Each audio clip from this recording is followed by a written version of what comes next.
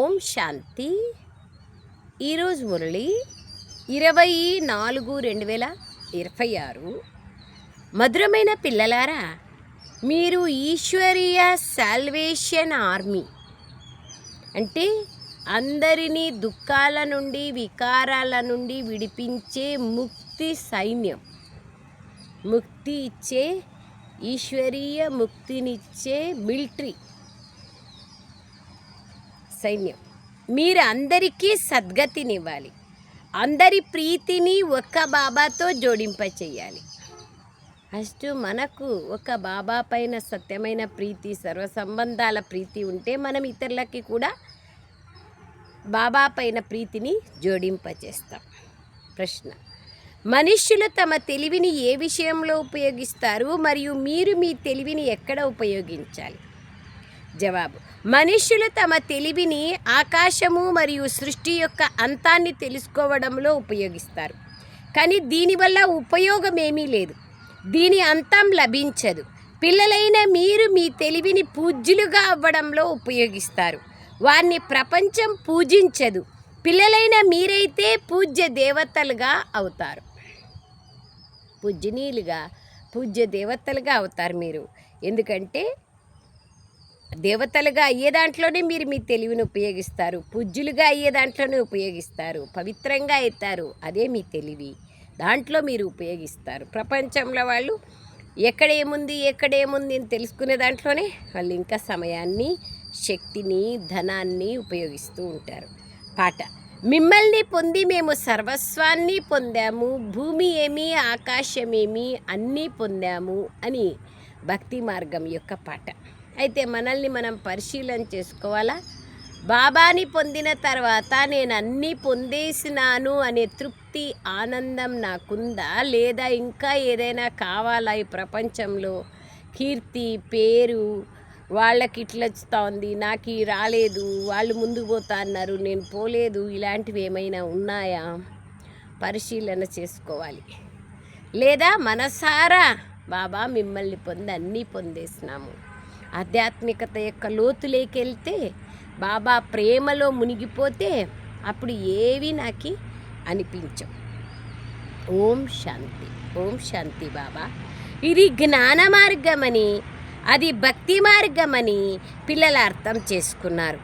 భక్తి మార్గం మంచిదా లేదా జ్ఞాన మార్గం మంచిదా?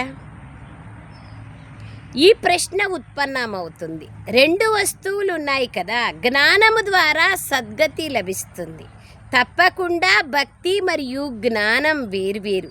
మనుష్యులు భక్తి చేయడం ద్వారా జ్ఞానం లభిస్తుందని, తద్వారా సద్గతి కలుగుతుందని భావిస్తారు. భక్తి ద్వారా జ్ఞానం, జ్ఞానం ద్వారా సద్గతి అంటారు. భక్తి వేరు, జ్ఞానం వేరు. భక్తి మధ్యలో జ్ఞానం రాదు. భక్తి అందరి కోసం, అలాగే జ్ఞానం కూడా అందరి కోసం. ఈ సమయంలో ఇది కలియుగ అంతిమం. మరి తప్పకుండా అందరూ దుర్గతిలో ఉన్నారు, కావుననే పిలుస్తూ ఉంటారు, పాడుతూ ఉంటారు. ఇప్పుడు అన్ని సత్సాంగత్యాలను వదిలి మీ సాంగత్యాన్ని జోడిస్తామని అంటారు. మరి ఇప్పుడు అతడు ఎవరు, ఎవరితో జోడించాలి అనేది అర్థం చేసుకోరు. ఎక్కువగా బుద్ధి కృష్ణుని వైపుకి వెళ్తుంది. మేము మా సత్యమైన ప్రీతిని మీతోనే జోడిస్తాము అని కృష్ణునితో అంటారు. కృష్ణునితో ప్రీతిని జోడించినప్పుడు గురువులు, గోసాయిలు మొదలైన వారి అవసరం లేదు కదా. అలాగైతే కృష్ణుణ్ణే స్మృతి చేయాలి కదా. కృష్ణుని చిత్రం అందరి దగ్గర ఉంటుంది, కృష్ణ జయంతిని ఆచరిస్తారు. కావున ఇంకెవ్వరి వద్దకు వెళ్ళాల్సిన అవసరం లేదు కదా. మీరాబాయి ఒక్కరితోనే తన సాంగత్యం జోడించింది. అంత లవ్లీన స్థితి ఉండాలి. కార్య వ్యవహారాలు చేసుకుంటూ కృష్ణుణ్ణే తలుచుకుంటూ ఉండేది. ఇంట్లో ఉండడం, పనులు చేసుకోవడం, ఆహార పానీయాలు తీసుకోవడం, ఇవన్నీ జరుగుతూనే ఉంటాయి. అన్నీ చేస్తూ సత్యమైన ప్రీతిని ఒక్క కృష్ణునితోనే జోడించింది. వారు ప్రేయసి, ప్రియుల వంటి వారు. కృష్ణుణ్ణి స్మృతి చేయడం వల్ల ఫలము కూడా లభిస్తుంది.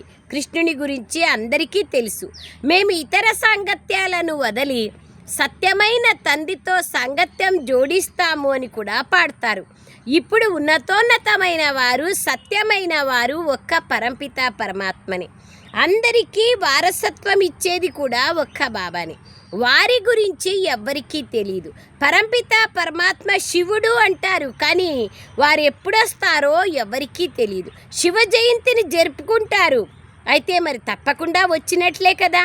ఎప్పుడొస్తారు, ఎలా వస్తారు, వచ్చి ఏం చేస్తారు అనేది ఎవ్వరికీ తెలియదు కాబట్టే మనం తెలుసుకున్నాం, కాబట్టే మన కర్తవ్యం ఇతరులకు తెలియచేయడం. బాబా అంటున్నారు, కానీ ఎలా వస్తారు, సద్గతి అంటే ఏమిటి ఎవరికీ తెలియదు. ఇది ఎవరికీ తెలీదు. శివబాబా తప్పకుండా స్వర్గ రాజ్యాధికారాన్ని ఇస్తారు. ఆ ధర్మానికి చెందిన పిల్లలు మీకిప్పుడు ఇవన్నీ తెలుసు. ఇంతకుముందు మీకు కూడా తెలీదు, మీరు మర్చిపోయారు. మీరే మర్చిపోతే ఇక ఇతరులు ఎలా తెలుసుకోగలరు? ఇప్పుడు శివబాబా ద్వారా మీరు తెలుసుకున్నారు, అలాగే ఇతరులకి కూడా తెలియచేస్తున్నారు. మీరు ఈశ్వరీయ ముక్తి సైన్యం అన్నా అనండి, లేదా సద్గతినిచ్చే సైన్యమైనా అనండి. ఇప్పుడు పిల్లలైన మీ పైన బాధ్యత ఉంది. మీరు చిత్రాలపైన కూడా అర్థం చేయించవచ్చు. ఎన్నో భాషలు ఉన్నాయి, ముఖ్యమైన భాషల్లో చిత్రాలు చేయించాల్సి ఉంటుంది. ఈ భాషల జంజాటం కూడా ఎంతో ఉంది. ఎన్ని భాషలు, 30 భాషలు 40 భాషలు ఉన్నాయి. కావున ప్రదర్శనని కూడా తయారు చేయాల్సి ఉంటుంది. చిత్రాల ద్వారా అర్థం చేయించడం చాలా సహజం. సృష్టి చక్రంలో కూడా మొత్తం జ్ఞానమంతా ఉంది. మెట్ల చిత్రం కేవలం భారతవాసులకు మాత్రమే. ఇందులో ఇతర ధర్మాలు లేవు. మనిషి యొక్క 84 జన్మల కథ ఉంది, కానీ ధర్మాల యొక్క కథ లేదు. అందులో ధర్మాల కథ సృష్టి చక్రము కల్పవృక్షంలో ఉంది. భారతదేశం మాత్రమే తమోప్రధానంగా అయిపోయింది. అన్ని ధర్మాలు తమోప్రధానంగా అవుతాయి. కావున వాటి గురించి కూడా ఉండాలి. ఈ సేవా సంకల్పాలన్నీ బుద్ధిలో కలుగుతూ ఉండాలి. ఇద్దరు తండ్రుల రహస్యాన్ని కూడా అర్థం చేయించాలి. వారసత్వం రచయిత ద్వారా లభిస్తుంది. లక్ష్మీనారాయణులు భారతదేశపు మొదటి మహారాజా మహారాణి, భగవతీలు. అన్ని ధర్మాల వాళ్ళకి ఇది తెలుసు. అచ్చా, మరి వారికి స్వర్గరాజ్యం ఎలా లభించింది? తప్పకుండా భగవంతుని ద్వారానే లభించింది. ఎప్పుడు లభించింది, ఎలా లభించింది అనేది ఎవ్వరికీ తెలియదు. గీతలో కృష్ణుని పేరు వేసి ఆ తర్వాత ప్రళయాన్ని చూపించారు. దానివల్ల ఫలితం ఏమీ లేదు కదా. ఇది పిల్లలైన మీరు అర్థం చేయించాలి. చిత్రాలు అన్ని వైపులా ఉన్నాయి. లక్ష్మీనారాయణుల చిత్రాలు కూడా ఉన్నాయి. వారి వస్త్రధారణ, పోలికలు మొదలైనవి వేరువేరుగా ఉంటాయి. ఎవరికి ఏది వస్తే అది కూర్చొని తయారు చేశారు. ఈ రాధాకృష్ణులే శ్రీనాథిని కదా. అంటే శ్రీ రాధా శ్రీకృష్ణులుగా కిరీటదారులుగా అవుతారు. వారు నల్లని వారు కాదు. రాజధాని లక్ష్మీనారాయణులకే ఉంటుంది. రాధాకృష్ణుల రాజధాని ఉండదు. రాధాకృష్ణులు రాకుమారులు. మహారాజా అయినప్పుడు, పట్టాభిషేకమైనప్పుడు వాళ్ళ రాజధాని కొనసాగుతుంది. మందిరాల్లో అనేక రకాలుగా తయారు చేస్తారు, కానీ వారి పేరు ఒక్కటే, లక్ష్మీనారాయణులు. లక్ష్మీనారాయణ వంశం అని అంటారు. సీతారాముల వంశాన్ని సీతారాముల వంశం అని అంటారు. లక్ష్మీనారాయణ వంశం అని అంటారే కానీ రాధాకృష్ణుల వంశము అని అన్నారు. ఈ విషయాలు మనుష్యుల ఆలోచనల్లోకే రావు. పిల్లలైన మీరు కూడా నంబర్ వార్ పురుషార్థానుసారంగా తెలుసుకున్నారు. ఎవరికైతే సేవ పైన అభిరుచి ఉంటుందో వారు ఎంతగానో తప్పిస్తారు. మేము అర్థం చేయిస్తాము, కానీ మెల్లమెల్లగా చేస్తాం. నోరు తెరుచుకునేందుకు కూడా యుక్తులను రచించాల్సి ఉంటుంది. వేద శాస్త్రాలను అధ్యయనం చేయడం ద్వారా, యజ్ఞ తపాదులు చేయడం ద్వారా, తీర్థయాత్రలు చేయడం ద్వారా పరమాత్ముని పొందగలరని కొందరు భావిస్తారు. కానీ ఇవన్నీ నా నుండి దూరం చేసేందుకు మార్గాలని భగవంతుడు చెప్తున్నారు. అంటే భగవంతుడు ఎవరో తెలియకోకుండా భక్తి మార్గంలో పూజలు కేవలం కోరిక కోసం మాత్రమే చేస్తూ వచ్చినాం కదా, అది బాబా అంటున్నారు ఇక్కడ. కొందరు భావిస్తారు, కానీ ఇవన్నీ నా నుండి దూరం చేసేందుకు మార్గాలే అని బాబా చెప్తున్నారు.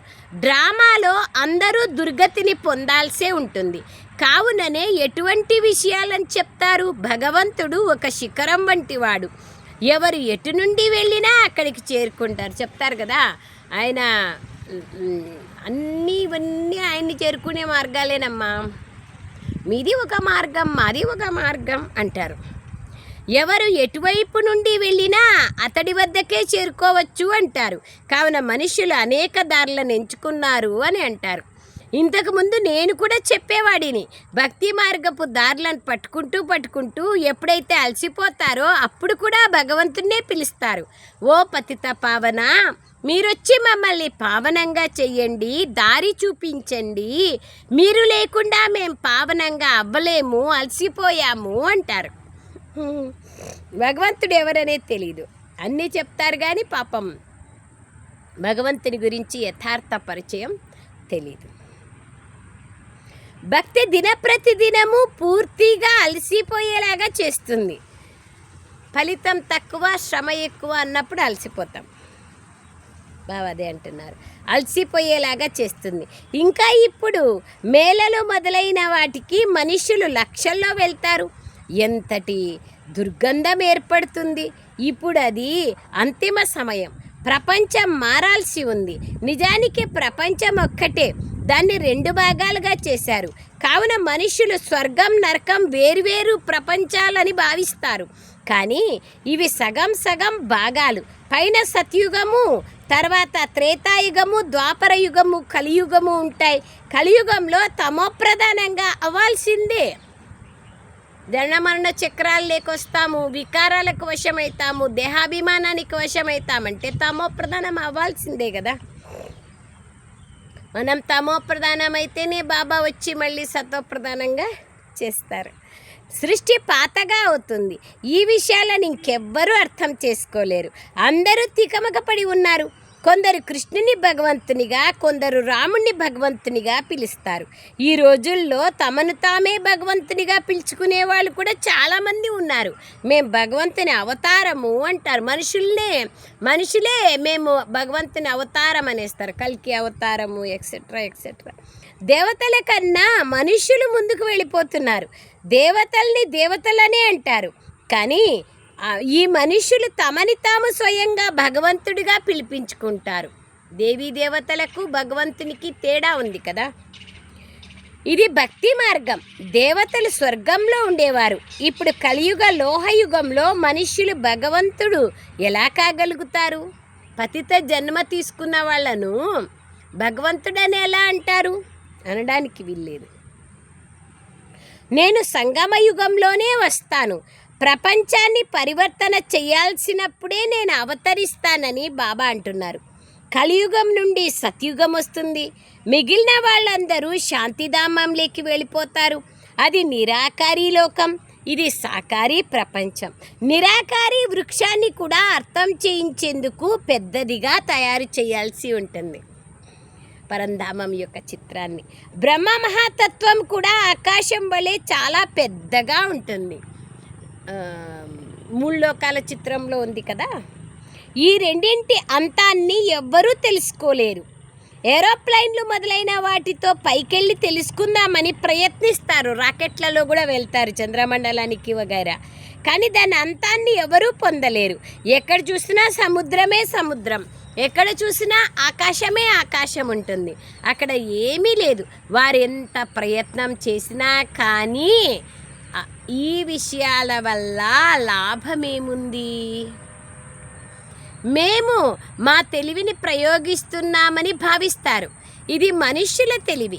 సైన్స్ యొక్క అహంకారం కూడా మనుష్యుల్లో ఉంది. వారు ఎంతగా దాని అంతాన్ని పొందినా కానీ వారిని మొత్తం ప్రపంచమైతే పూజించదు కదా. దేవతలను అందరూ పూజిస్తారు. పిల్లలైన మమ్మల్ని బాబా ఎంత ఉన్నతంగా తయారు చేస్తున్నారు. అందరినీ శాంతిధామంలోకి తీసుకెళ్తారు. మూలవతనం నుండి వచ్చామని అందరికీ తెలుసు. కానీ ఏ విధంగా మీరు తెలుసుకున్నారో అలా ప్రపంచానికి తెలీదు. అది ఏమిటో, అక్కడ ఆత్మలు ఎలా ఉంటాయో, మళ్ళీ నంబర్ వారుగా ఎలా వస్తాయో ఎవ్వరికీ తెలియదు. బ్రహ్మ మహాతత్వంలో నిరాకారి వృక్షం ఉంది. సతయుగంలో చాలా తక్కువ మంది ఉంటారు. ఎవరికీ తెలియదు. మిగిలిన ఆత్మలన్నీ మూలవతనంలో ఉంటాయి. సత్యుగంలో కేవలం 9 లక్షలు ఉంటాయి. 700 కోట్ల ఆత్మలు, 9 లక్షల మంది సత్యుగంలోకి వస్తే మిగతా వాళ్ళందరూ 800 కోట్లు, 750, 800 కోట్ల ఆత్మలంతా వాపస్ వెళ్ళిపోతారు. అది బాబా అంటున్నారు. పరంధామంలోనే ఉండిపోతారు.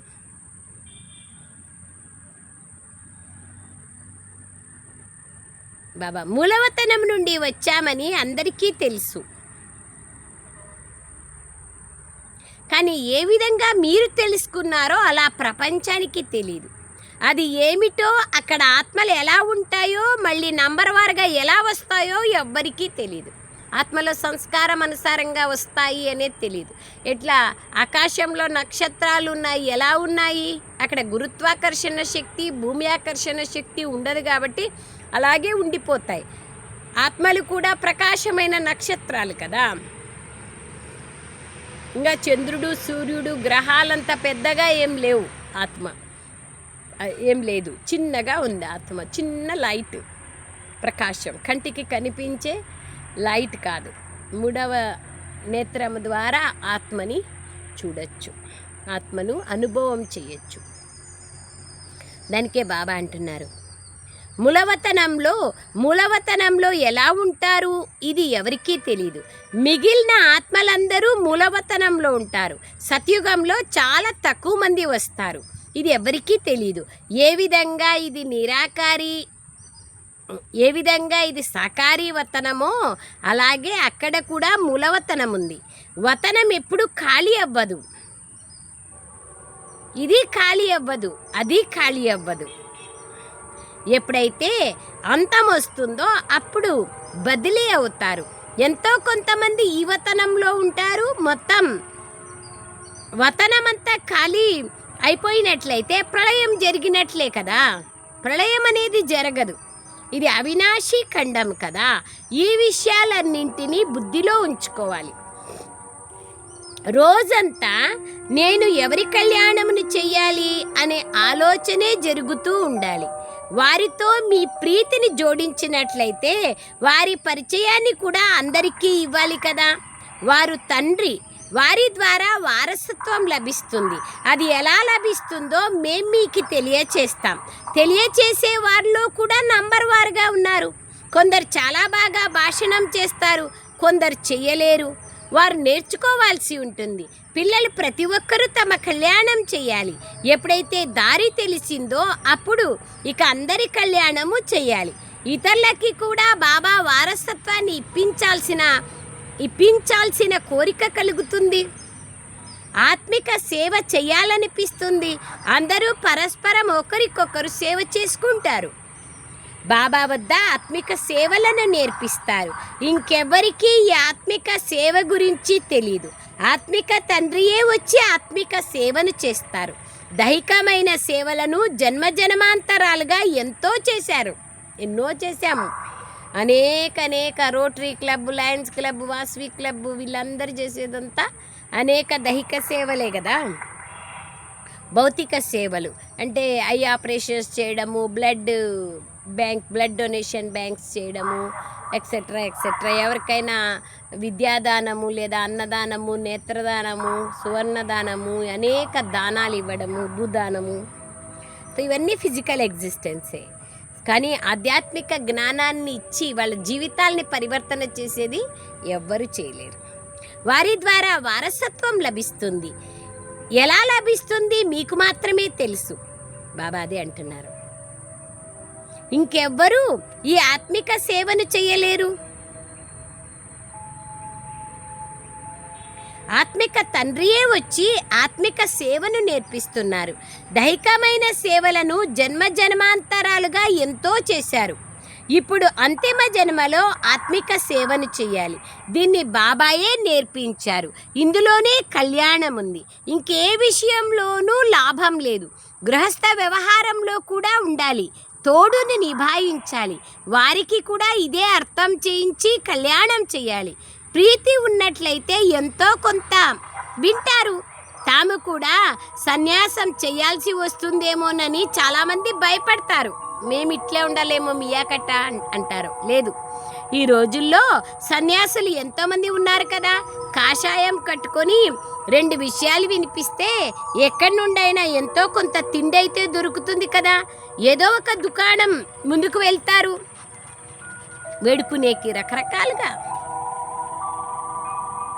భిక్ష చేసేది కూడా ఒక దేహాభిమానం చంపుకునేది కదా.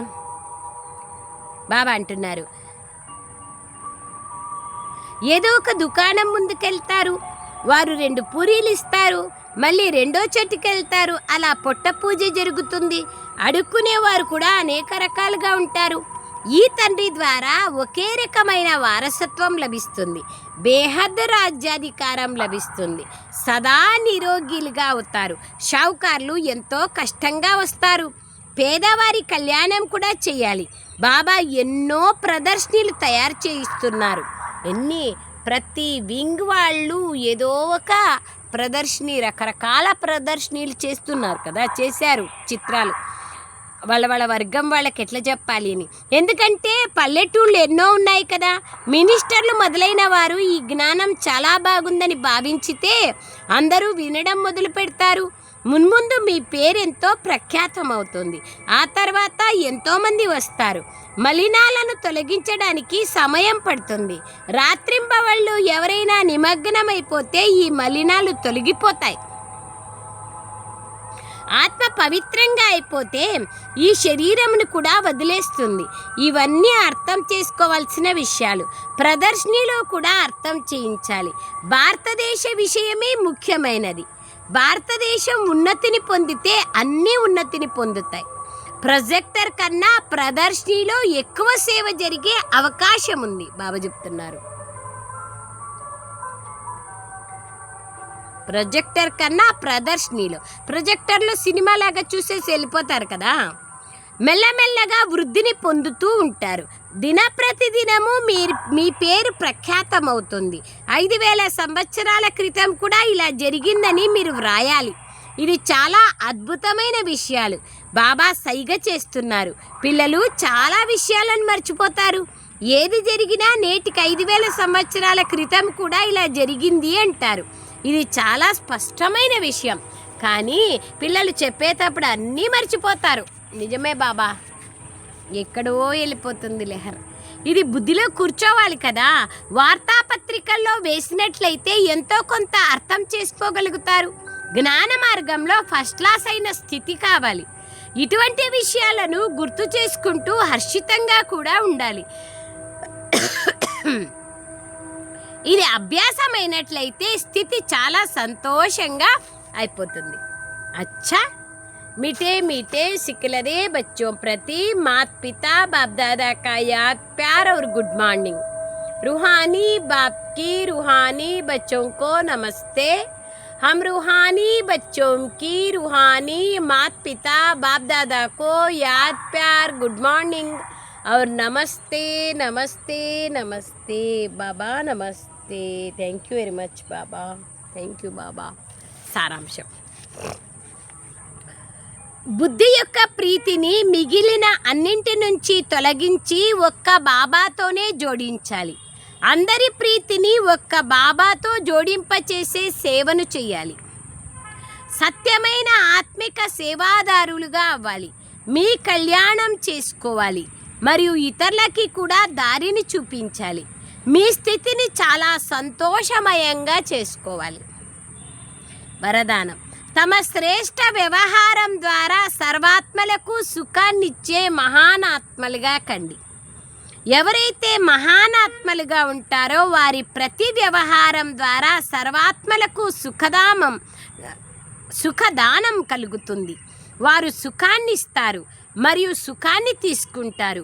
కావున మహానాత్మ యొక్క లెక్కలో రోజంతట్లో అందరికీ సుఖాన్ని ఇచ్చానా, పుణ్యకర్మను చేశానా అని పరిశీలించుకోండి. పుణ్యం అనగా ఎవరికైనా ఎటువంటి వస్తువుని ఇవ్వాలంటే దాని ద్వారా ఆ ఆత్మ నుండి ఆశీర్వాదాలు వెలువడాల. కావున ప్రతి ఆత్మ నుండి ఆశీర్వాదాలు లభిస్తున్నాయా ఎవరికి దుఃఖం ఇవ్వలేదు కదా, లేదా ఎవరి నుండి దుఃఖము తీసుకోలేదు కదా అని పరిశీలించుకోండి.